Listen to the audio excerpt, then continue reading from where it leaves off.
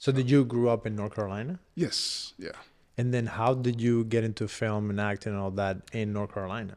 I got into that because I have a speech impediment. Every now and then it still comes Mm-hmm. up. And I remember reading an article about James Earl Jones. And you know who James Earl Yeah, Jones he is. had You a know speech that's impediment too? Darth Vader right there. Yeah, Yeah. yeah. He has a speech impediment, I had no and idea. yeah, and I remember reading the article. And he said that theater helped him develop the self confidence. So for over 3 years, I was trying to audition in theaters in Raleigh, North Carolina, and the hardest thing for me at that time was just saying my name, because when you do theater, you're on a stage and you have X amount of people in front of you, and you have to say your name, and I couldn't even say my name. I mean, Wow. it was that bad. And then you had to learn a monologue and everything, and I'm just butchering every time. So for 3 years, I kept working on it, and I want to say it was in January of 2000. Well, no, January of 1997, 98. I think I did no, I'm sorry, 2001. I did a play at Raleigh Theater called Taming of the Shrew. And I remember getting on that stage and just, saying my name. I delivered this monologue, this Shakespearean monologue, everybody applauding and everything. Then the director, Haskell Fitzsimmons, okay, read the script.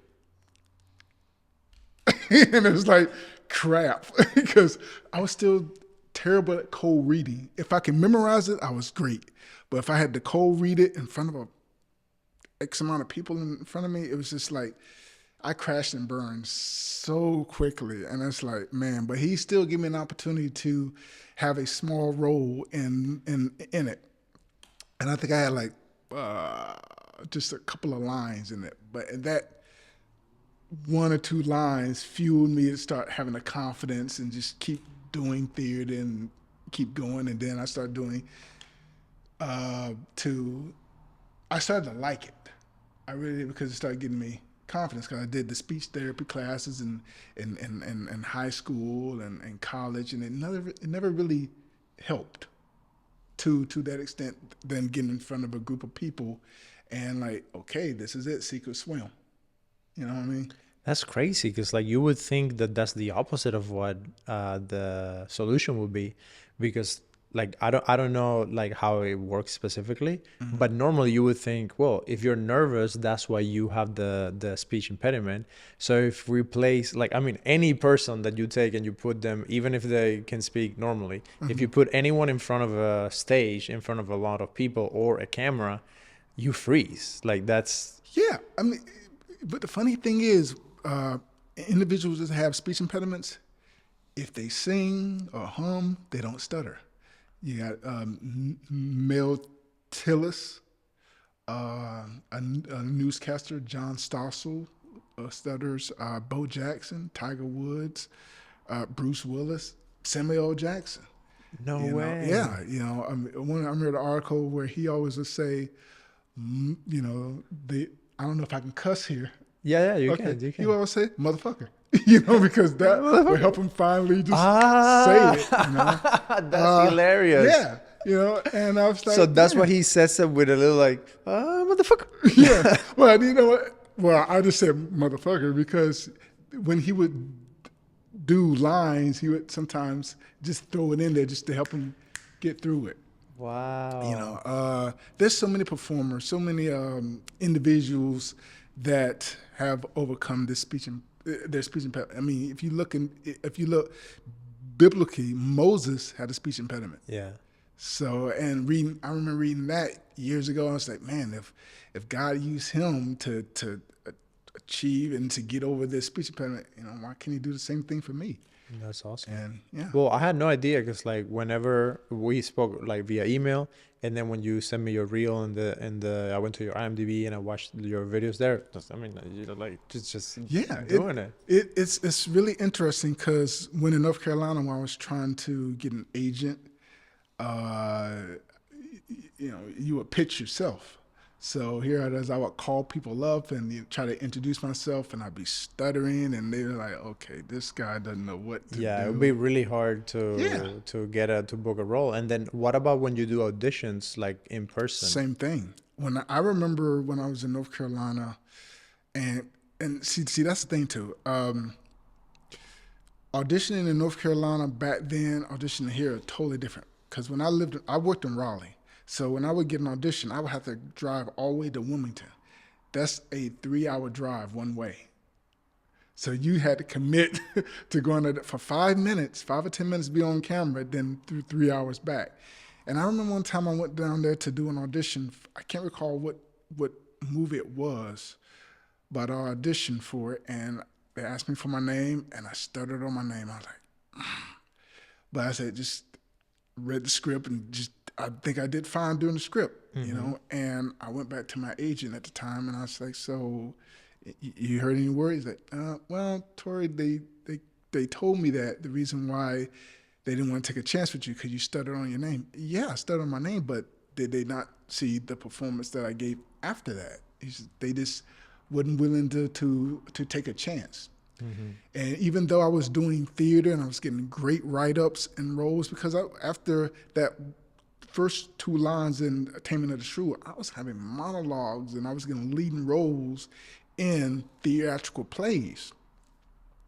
And I would send them write-ups. I would send casting directors the write-ups, because what better way to prove that I can do the work by actually someone that's actually seen that work. You know, don't cancel me after the first time meeting me, you know, where if I have a hard time saying my name, just don't all of a sudden like, nope, can't Yeah. use you. The thing for us in production is that you're making a calculation that them, like if it's like, you know, the last hour, I need to get the lines in, we're running against schedule, about to go over budget, if we're going to overtime, and then you're thinking, well, the guy that I need to say the words, like professionally, Right. he has a speech impediment. So it's almost like if you're gonna hire, let's say you're gonna hire like a cinematographer, but they only have one eye, and you're like, oh, No, I get what you're saying, and I would address it where it's like, all I'm asking is for the opportunity. Now, if you hire me and then I can't do the job that you hired me for, that's a fair assessment. yeah, But if you don't give me the opportunity to prove to you that I can do the work, yeah, you know, it's kind of a catch-22. yeah. It is a Will? catch-22 because think about it. Like for us, it's really difficult to pick any actor and feel secure that they can actually do it, because you don't really know. I mean, you're taking a bet, like, because until you have like all the lighting, the location, all of the different other actors, like the chemistry, like you're taking a gamble on the whole thing. Fuck, like I don't even know if I'm gonna be a good director. Like when I go there, and like, am I going to like get the right shot and stuff? So like I love that you're going after it, because the funny thing is, now, at least for me, like I meet you now and I've seen some of your work and I'm like, yeah, he's a great actor. Like he's really good. So now it's almost like in a way an advantage, because what I'm thinking is like, this guy, even with the struggle that he has, he's still going at it, and he's Exactly. still booking, and he's still doing projects and filming and doing this film and that film. So he's good. He must be better than the random other people, because like even if he has a difficulty, he's still going at it and like working harder than anyone else. Well, you know, I try to, and there's so many variables in this industry. And to piggyback on what you're saying about never giving up, and being in a situation where you have the lights and you have the boom operator, you have a camera A and camera B going right there. Will this individual be able to hit their mark, do what they need to do? And I say that boils down to the foundation of doing theater. Because when I did theater, you couldn't just like stop. I need to reset. You know, no, you can't do that. You know, and if you forget a line or flub a line, you got to execute, think off your feet. Yeah. And that's why I think that it will behoove people that want to get into this industry to have a strong foundation in theater, because that it helps you to respect the craft, respect the art, because ideally, I didn't get into this for money. Don't get me wrong, the money helps. But I got into this because it was very therapeutic for me to be able to own what I have.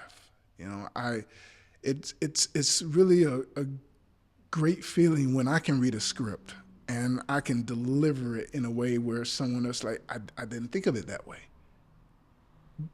That makes sense? Yeah. You know, because it's a really beautiful thing when I take it back a little further. I remember a theatrical director, Paul Furlick. He's out here in California now, and I did a play in Chapel Hill called well, the theater company is a Deep Dish Theater, and I did a play called A Lesson Before the Dying. I see I'm stuttering now, but I'm not nervous. It's just that. Yeah, I think you're just trying to remember. Yeah. Like, it's difficult when you're trying to remember something, and that's far what. back, yeah. And I remember doing at the audition, and I knew I had a speech impediment. I still was trying to cover that up, but I allowed that to be some of the essence of this character, if you will, because this place takes place in the late 40s or 50s, and you have a young black man that's being accused of a crime that he didn't do. So I let the nervousness, the stammers come out, and it was definitely some racial undertones because of the nature of the story. And I remember when Mr. Felix, he offered me the role, and I was so scared because I'm like, this is something heavy. I've never attempted something like this, and I told him, you know, I will not let you down. And first table read, I am stuttering through the holes, and I'm like, I could just feel other actors looking like, does he not know how to say? I'm serious. Just saying the word "the," you know, it was just so much pressure. And after we got through the table read, I pulled him to the side. I says, Mr. Furley, you did not make a mistake in hiring me. I guarantee you, I will have this. And he looked me in the eye. He says, I trust you. I believe in you. And that right there gave me all the confidence I need, because someone finally was willing to look past all of that and like, you know what? Do what you got to do. That's awesome, man. Yeah, I feel kind of the same way coming to America, and like I had to go to college, and I knew some English, but it's very different when like you are in a full like English college. Yeah. And I go to English class, and now I gotta write an essay. And I'm like, it was difficult, Torrey. Like, it was hard because I could speak, like I could watch TV and understand, and I could like talk to people with my thick accent, and like I thought that I was so cool because I could understand and speak. Right. Yeah. But bro, it's very different when you have to sit down and write like a 6, 7, 8 page like college paper. Yes. Yeah. And it would take me so long to do it and all that. And I remember one of the professors, he was like, kind of the experience that you had, where he's like, you know what, like you're doing what the normal kids like who grew up here, for them is difficult. It's like just you finishing the thing, like that is already above and beyond. Yeah, you did the work. Yeah. That's the thing. And I think after that, I was able to get like a 4.0 GPA on my freshman semester and my freshman year. And like I made honors like in English class. That's and all awesome, that. brother. And dude, after that, I was like, okay, I'm never going to be like embarrassed or afraid to actually like learn and like go into writing. And I think it's beautiful. Like you went that path too, where you're like, okay, this is the thing that is the hardest thing for me to do. I'm going to put myself in the middle of actually having to do it, where normal people would be nervous and freeze and not be able to even step up to the stage. And you went head on to do that. Yes. why? Like, where did you get that, like, purpose to like go beyond? And I think you already told me the story about like the theater and this and that. Mm-hmm. I think I want to get more into like your like Sure, inside of you. sure. I gotta say that having a strong family foundation, um, my mother and my uncle, God rest their souls, they were very instrumental in my life. Um, she saw a lot of the struggles I had to deal with being a kid and having a speech impediment, constantly being picked on, bullied, and a lot of the times I was very self-conscious of myself, where I had to, in school, you had to get up and give a book report. I would turn stuff down because just to get in front of people and talk, and you hear people giggling, and it was just really, really tough for me. She did everything she could to inspire me. You know, my uncle tried to do the same thing because he had a speech impediment too himself. But I think one of the things is where I saw how hard my mom worked to provide and to protect and just to help raise me the best as she could, you know. She just had this don't quit mentality, you know, and I I try to honor her and him as much as I can, you know, because it it's really difficult sometimes when you're trying to achieve something that you look to your left, you look to your right, you never seen someone have done it before, so you don't have a strong figure to like, oh man, you know, how did you do it, and so on and so forth. I didn't have that, and that's when I said, when I read articles about this performer, this actor that overcame it, and I started thinking to myself, man, if they did it, you know, why can't I do it? You know, and just trying to understand people that have speech impediments, reading books about speech pathology, and just understand the nature of it. And it's still a struggle to this day. It's because even when I pitch myself to producers or casting, I still stutter on the phone. You know, and yes, I have representation and everything like that, but I still, as an actor, you're always looking for your next project, and it's always going to be an uphill battle. I don't think it's ever going to go away. Mm-hmm. And I'm I don't regret having a speech impediment. I don't. I think it sometimes keeps me grounded in a way, because I know the amount of work that it took to get here. Because I've been very fortunate to be in this industry for over 2 decades, and also to work in the corporate environment, because I'm always talking to clients and everything like that. I have to be able to present myself in the best possible light, because sometimes I stutter talking to clients over the phone or in person. So it's always a constant battle about Mm-hmm. that, but just try to push through it, if you will. Yeah. What's your favorite thing when you're working on set?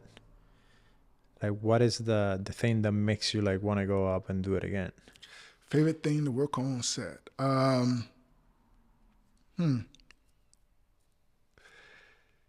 Favorite.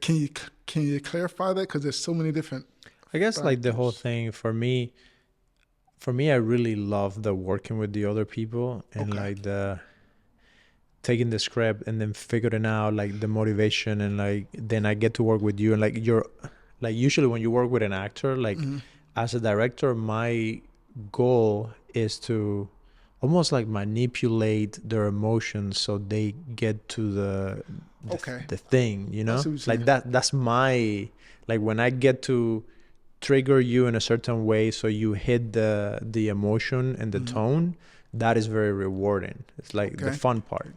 I think of when I go on set, I always try to remember my character's point of view, and to always trying to make sure I raise the stakes in what my character wants.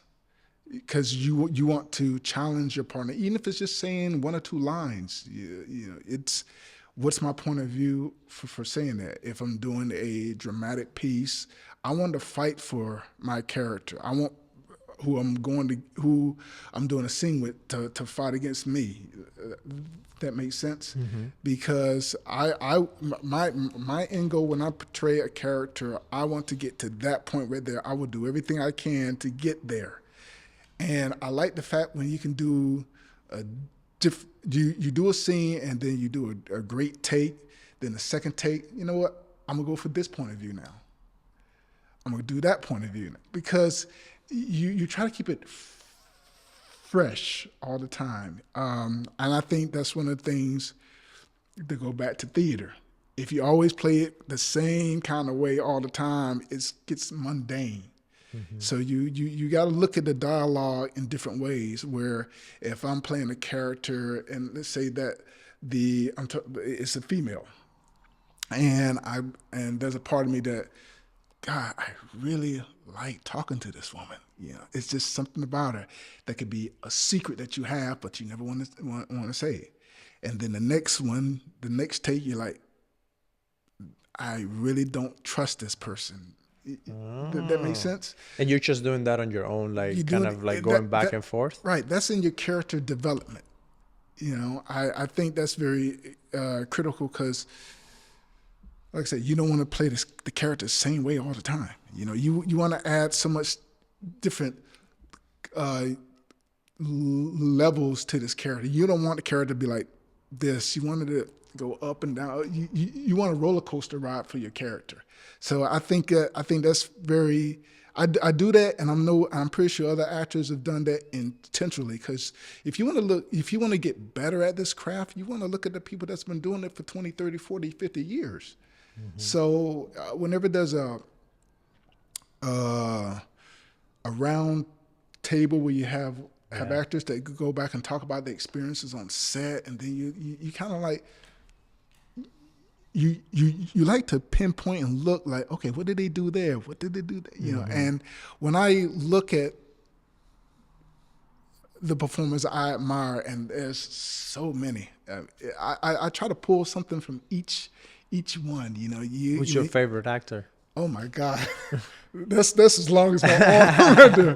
But tell like a couple, like if you had to pick like 2 or 3 people that you really like. I would have loved to work with Sidney Poitier. That is one person I would have loved to work with. There's Don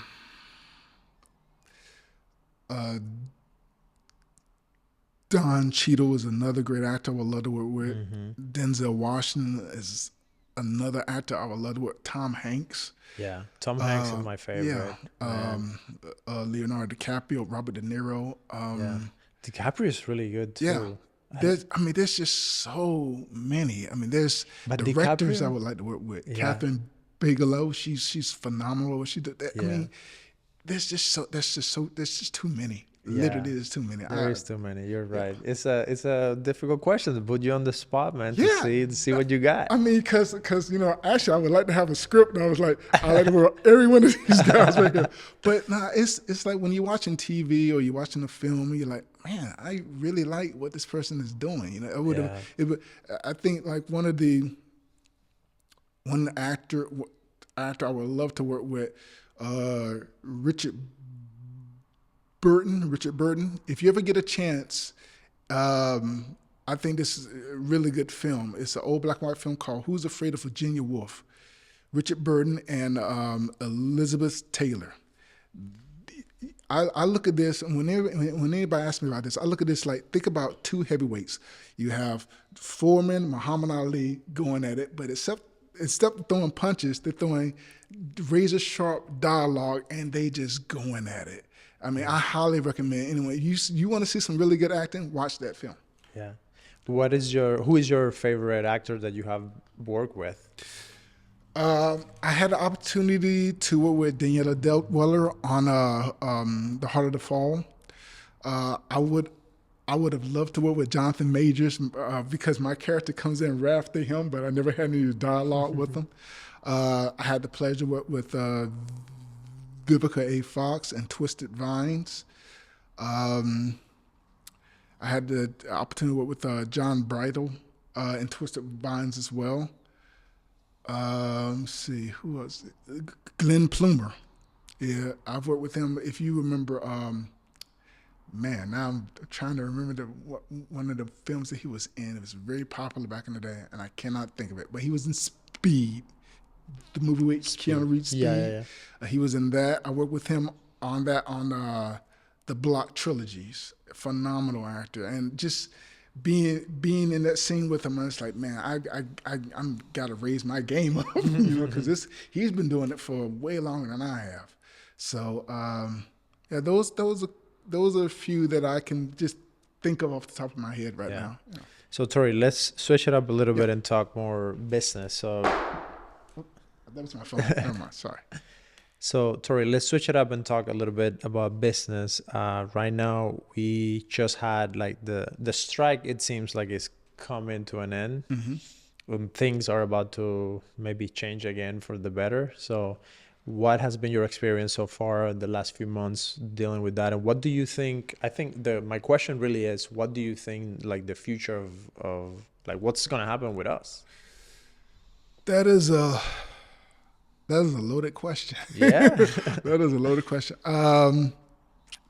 SAG is, I believe SAG is trying to do their best to protect their actors, because with AI, it's getting really hard. Plus with streaming, because when actors perform, and we get residuals, we're not getting that much in residuals. When you look at, I would say, like, out of all the actors, probably about a good 5 or 10% that work all the time. But then you got the 90% that, we don't qualify for health care because we're not making the right amount of money to do it. It's tough when you have a strike come, because then auditions dry up. And with that, it's tough. It's something, because when a strike happens like that, it just doesn't affect actors. It affects the carpenters that build the sets. Well, everything stopped. Yeah, everything stops. If you have no people to put in front of the camera, there's nothing else to do. Yeah, and I've read articles where they've been scanning actors, facial scans, so they can put them in other productions. Like, whoa, that's not cool. Because now, if they're non-union, I guess that's one other thing. But with union, I believe that they're definitely trying to stop that, which I agree about stopping that, because you're scanning actors and then you use their faces in other productions and they don't get any residuals from them. They don't get no pay for that. That makes sense. So I don't think that's right. And I hope and I believe that SAG has been fighting to assure actors that we're gonna get a fair deal for the next. I think it's up for the next three years or something like that. So it's something that's constantly changing, constantly evolving, because we wasn't dealing with this stuff 20 years ago. Now with all of this, all the streaming, the media that's coming out right now, you can watch videos on your phone, stuff like a lot of this stuff is uncharted territory, and they're trying to do what they can to catch up. Did that make sense? Yeah, it makes a lot of sense. That's why I don't think we're going to find a good solution that everyone is going to be happy about. Because when you think about it, we pay like, what is it, like $13 for Netflix or something like that. And you can watch all the movies, any movie that you want. Like, you can play Netflix 24/7 every day of the month, and you pay the same amount of money. So when you try to take that little amount of money and send that out to all of the actors that were on all of those movies and TV shows, plus pay the studios that made it, plus pay the production companies and the producers and the writers and the directors, and like, it's just impossible to keep up. Well, I think there was an article I read in the Hollywood Reporter. There was a writer for Suits, I want to say, because Suits gets shown on Netflix, and I can't recall, but it's a ridiculous amount of times that show has been watched. Yeah. And the writers are not getting paid versus how many times that show has been aired. Yeah. So it's definitely a disadvantage for all people that's in a union or a guild. And you're right. I don't think they're ever going to find a permanent solution because everything's always evolving. Everything's changing. Yeah. I think what we could do is just find a way how you can position yourself in a position of power where it's going to be harder because you're going to have to create your own way of like doing everything from distribution to production and finding the money and the sponsors and the advertising and all that.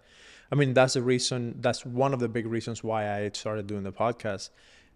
Number one, it was to meet people and like get to talk to people and learn their stories and all that. But number two, I wanted to have something that I could own. Like I could put on YouTube, broadcast it, put it wherever I wanted, whenever I wanted, and do that. And that's like how you and I met. So let's talk about that. How did you found about us? I found out about you. I was browsing YouTube and I see you and Jay Waller. And I was like, because I'm a fan of his work and how he overcomes so much coming from Louisiana. And I remember watching his feed, and I said, let me check this interview out. And it's very breathtaking, And you two had a really good conversation about life in general, how to overcome things, and it was really eye-opening because you really was able to tap in some of the insights of his point of view that wasn't seen in other videos that I've seen. That makes sense? Mm-hmm. So every time I've seen your shows, especially the one where you had SAS operative. I can't recall his name. Yeah, Dean Stott. Dean. Yeah. And to see, because his whole life, since he was 18, he was in the military. I'm like, that's all he's ever known. And just to hear his story and everything that he overcame, and just to be the best that he had to be to go through the selections, and that's just brutal. And then you had a bouncer where you talked about the martial arts. Mm-hmm. And that was very interesting too, because I was like, oh yeah, I can relate to that because of, doing martial arts myself. So it's always eye-opening just to see how you've been able to reach individuals and tell their stories, get a good, I think it's great that you've been able to explore other people's stories and put it out there for everyone to just like, to take it in. Yeah, it's crazy, like how many different lives are out there. Yeah.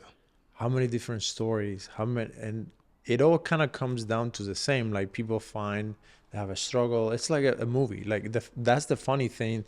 There's something in our brains that we think about our lives as a story the same way that a movie script is made and put on screen. Think about it, like whenever you listen to any interview, whenever people talk about anything, it's always like that. Like it keeps repeating itself. There's something there inside of us. Well, you're right, because our story, we have the act one, the ups and downs of act one, then you got act two, ups and downs, act three, and so on and so forth. So you're absolutely right. What act are you in right now? Oh man, I think I'm in act two. I'm trying to do my best to always end up on a high note, because in life you're gonna always have low points, and I think whenever you hit a low point, you should always like, you know what, this is just temporary. I'm not gonna be here forever. You just gotta suck it up and like, okay, I've been here. This sucks. Let me push through and me get back up to the top. You're down in the valley right now, but you got to get past that. What has been a low point for you? Low points for me. Oh my God, there's so many. One of the hardest low points for me, I want to say, and this is very personal here, but it's really good.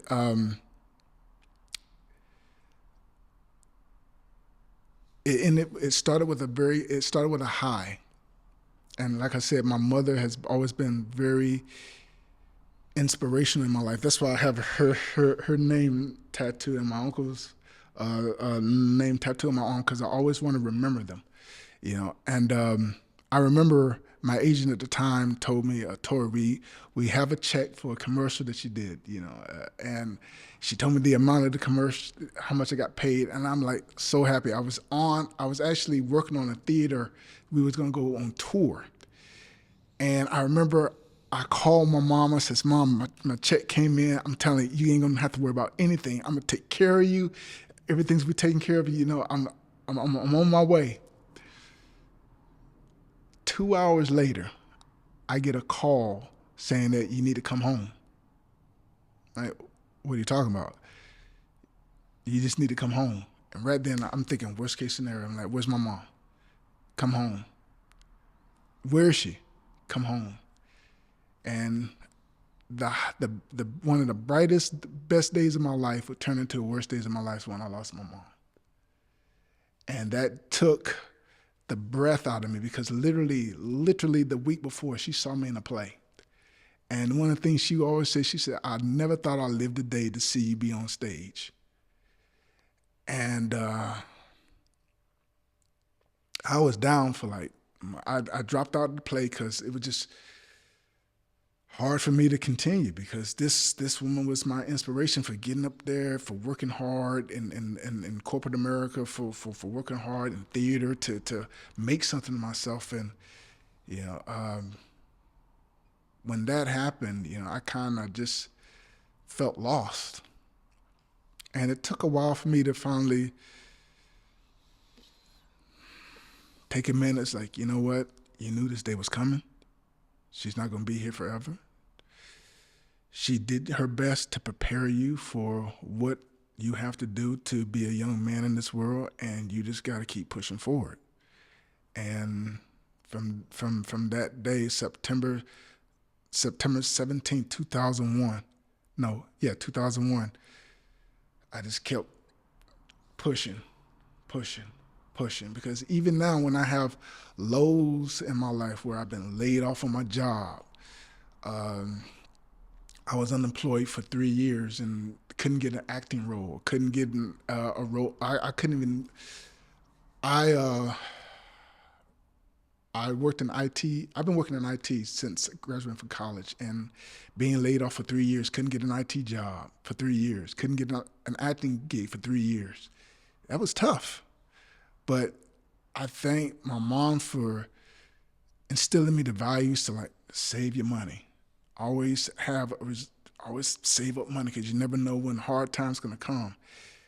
And I just constantly remembered those teachings. So yeah, and in life, unfortunately, there was always going to be some lows, and some that you see coming, but you can't prevent it.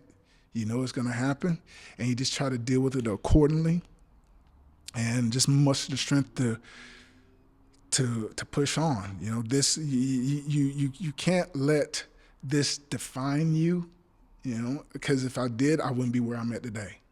So you just got to keep pushing forward, move forward, move forward, move forward.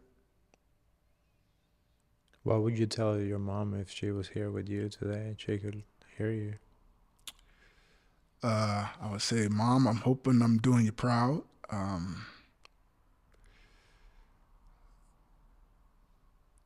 know you know, it's funny because every night I always try to talk to her and my uncle. My uncle. I think I will always, no, not think, I know I will always do my very best to make them proud. Will I ever accomplish everything I set my mind to? Yeah, it might take me longer, but I do whatever I can to make them proud, because I believe they're watching me, and I just try to keep doing it. You know, just try to stay truthful to what the values they instilled in me, and just keep pushing. You know, yeah, I just can continue to do my best, make them proud. That's awesome, man. Yeah. And that's the best we can do, right? That's all that we can do. That's really all we can't. I can't control what goes out in there, but I can control what happens in here. You're gonna have some people that's gonna treat you a certain way. You're gonna have some opportunities that don't go your way in life, and I could act out and everything like that, but nah, just find a way to dig deep and just push through. Is it fair? Life is never going to be fair. You're going to have some people that's going to be born with the advantages up here, and you're going to be like I was, born with the advantages here, and I got to keep climbing up to get to where I want to get to in life. What do you think we do that we don't realize that is keeping us from like doing better? What do we do? I think that keeps us from doing better. Self-doubt, I would say. And I'll be honest with you, I've been guilty of self-doubt. Because there's some times where looking for a job or you get an audition, you put your 100% in, and you don't hear anything back. I have a tendency sometimes to beat myself up because I expect myself to do great things. I really push myself to accomplish a lot of things because I want things in life that I've been denied my whole life. If I wanted a certain job, if I wanted to get a certain opportunity, okay, what are the steps I need to get there? What are the tools that are needed for me to get there, to learn how to get from point A to point B to point C, and so on and so forth. I think that when you do doubt yourself, it's okay sometimes, but eventually you got to say, you know what? Okay, it's not the end of the world. I can overcome this. Just get back on the horse and just keep going. Get back in the saddle, if you will. So whether it's whatever you decide to do, whether it's going for a job in corporate America, or if you're going to talk to a girl, if a young man wants to talk to a girl, he stutters, doesn't have the confidence, that's okay. Do it again. God knows I've crashed and burned so many times trying to talk to a girl. It's like, because that's the real proof right there. Because it's tough, man. You got some people that have the gift of gab, and you have some people that just because that's something I struggle with a lot of times, confidence. Because when you try to talk to someone and you stutter and they start to laugh, you try to laugh it off, and then but deep inside, you don't know how hard it is for me to come over here and come talk to you. So, Torrey, tell me about women in Hollywood. Okay, this is a new chapter of the podcast right now. Right. Give me your thing and all things love and. Well, right now, love is something like on the back burner for me. I'm really focused because I feel that it's nothing wrong with. I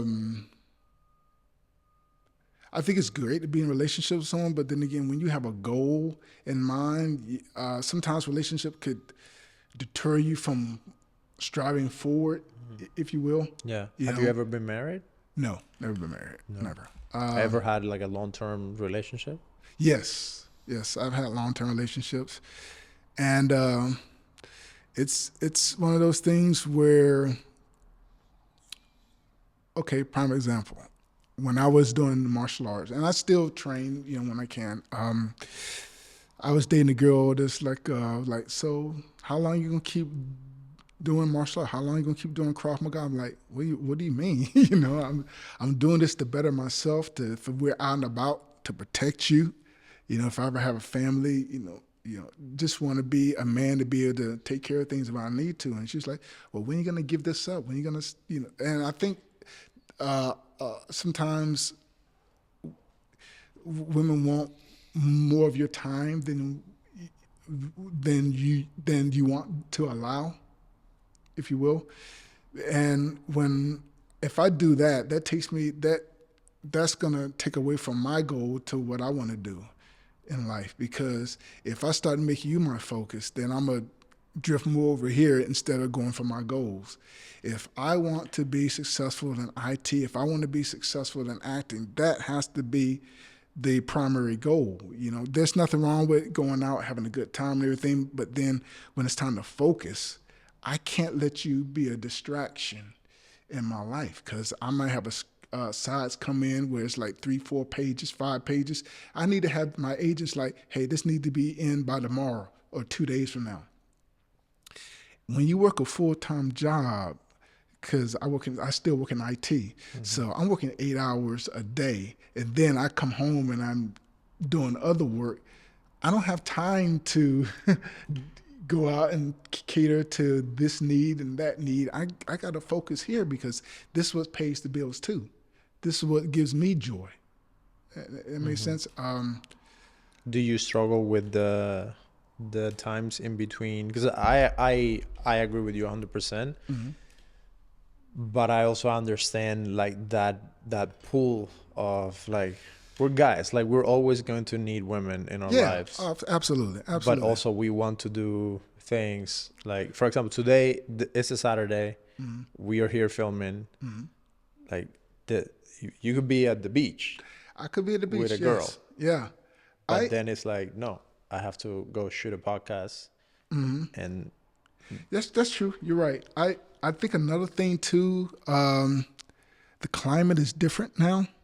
And when I mean the climate, it's like a man can't just talk to a girl like he would normally talk to, 5, 10, 20 years ago. You just can't, because everything could be misconstrued as being creepy, unfortunately, because the Me Too movement, or you go to the gym and like you look at someone and, oh my God, he's creepy. It's kind of, it turns me off, because there've been some times I see a girl in a grocery store and I'm like, is it really worth it? Because I say that because as a man, when you work so hard to build yourself up, to striving to be the man you want to be, and then you date someone, and then someone says something on Instagram or some kind of social media that you did X, Y, and Z when you never did it. And then next thing you know, everything you worked hard for, all those relationships that you built, is gone. Yeah. A reputation takes years to build and seconds to destroy. But someone like could that. just say something like, it's crazy. And you probably didn't do anything wrong. You just say, oh, I'm not interested or whatever like that. And oh my God, what's wrong with you? It's like, nothing's wrong with me. I'm just not interested, because you could tell like something can go wrong. Now if you meet the right individual, maybe, but it's too,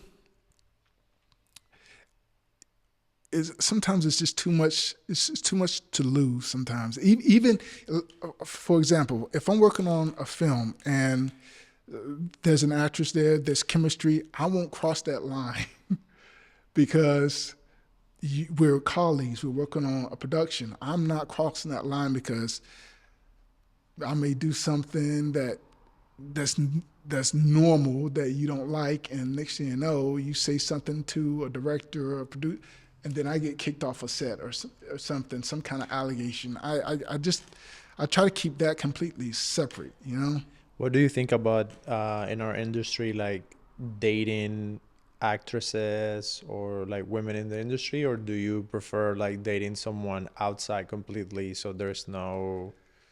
Oh yeah, I've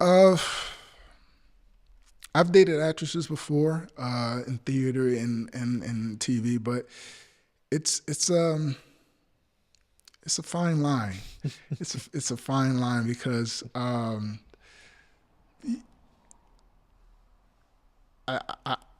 I say this because I'm trying to figure the best way I could kind of convey this message. Okay, I don't think I would want to date another actress again. I put it like that, because you're both competing in the industry that's very hard to get into, and there's going to be jealousy.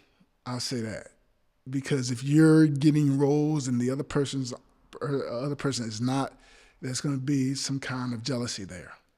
If I was to get involved with a lady in the industry, I would preferably not be an actress because of that. It could be someone in hairdressing, something like that. But then again, I try to keep that completely separate because, like I said, so many things can be misconstrued. You know, yeah.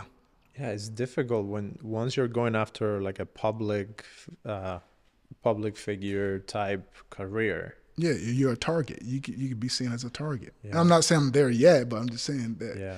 you know, you just got to be careful about things because, you know, some people will try to do stuff just to get over on you. I think, and it shouldn't be that way. There's enough roles for everybody out here, but you know, it's an environment you got to really be careful with. You know. Now, I was curious. I was gonna ask you this. So, for a young guy that is having a hard time walking up to a girl, breaking the ice, and making the opening line, I think you probably have some tips for them. Probably not. To be honest, I'm still a shy individual. I say that because it's still hard for me to initiate a conversation unless I'm feeling a certain way. Like if I'm dressed a certain way, my phone fell out. Yeah. If I'm dressed a certain way, because image is everything. You know, because when a woman sees you, they're looking at you from top to bottom. They're looking at like, is your shoes scuffed, or you know, you got a nice shirt on. It's visual, and I get that. If I'm dressed in like in sweats, something like that, I won't approach. Well, if I'm dressed like casually, very, you know, my beard is trimmed, and like I said, it depends on. It just really depends. It's like if she gives me some kind of eye contact, let me know, hey, it's okay to approach.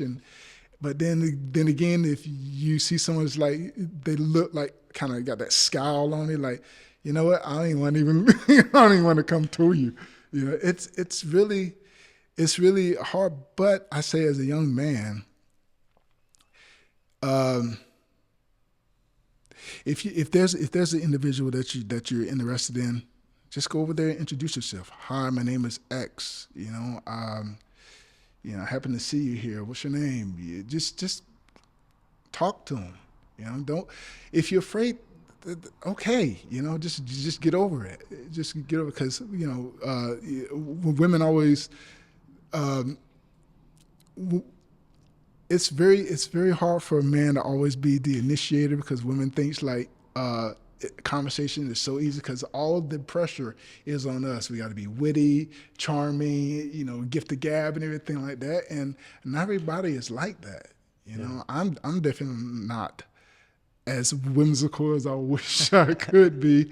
But I think you have to be. Like, it's something that I think it's okay for us to take the responsibility and for women to expect it. Oh, yeah. I mean, like I said, it depends. It's a time and a place. I say, like I said, if I see someone that's like, that catches my eye, yeah, I'd take a stab at it, you know, see what kind of conversation I can get, because if I open myself up to you and I'm welcoming to you, and if I get that energy back, I'm like, okay, maybe we can continue the conversation. But if I talk to you and then you're like, I'm like, okay, well, keep it pushing.